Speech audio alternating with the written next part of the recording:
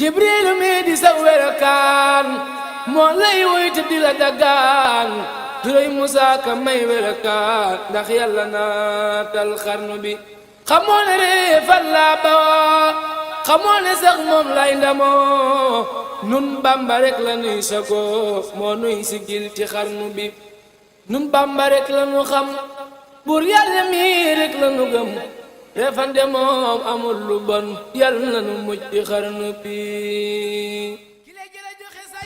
asalaamaaleykum wa rahmatullah mbokki taalibe yi mbokki jullit yi ñu ngeen di jaare bu baax soppe Djiby Ndour Maam Cerno yi xarit yi ak soppe yi yëpp ñu ngeen di woo incha allah samedi le 18 septembre fii ci maison de la culture Douta Seck ñu ngi ciy woo xarit yi ak soppe yëpp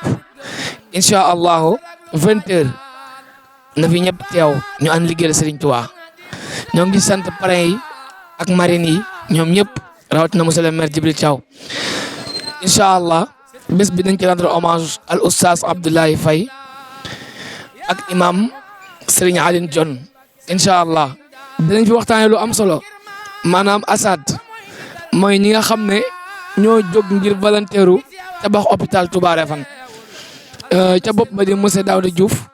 incha allah dinañ ci am ay leeral yu am solo suñu sponsor yi bawunu leen sëñ Modou Mamoun Ndour Darou Salam Deko ak Serigne Aliou Faye nekk ci Touba moom tamit di waakee Serigne Fallou di commerçant Matla Faye et frère Bawol Deko tamit baw ñu leen ak muy Bawol Média production ñii lañu àndal bés bi kontaan nañu te kon ñoo ngi leen jox dig daje incha allah rendez-vous bi samedi lay doon 20h fii ci maison de la culture Douta Seck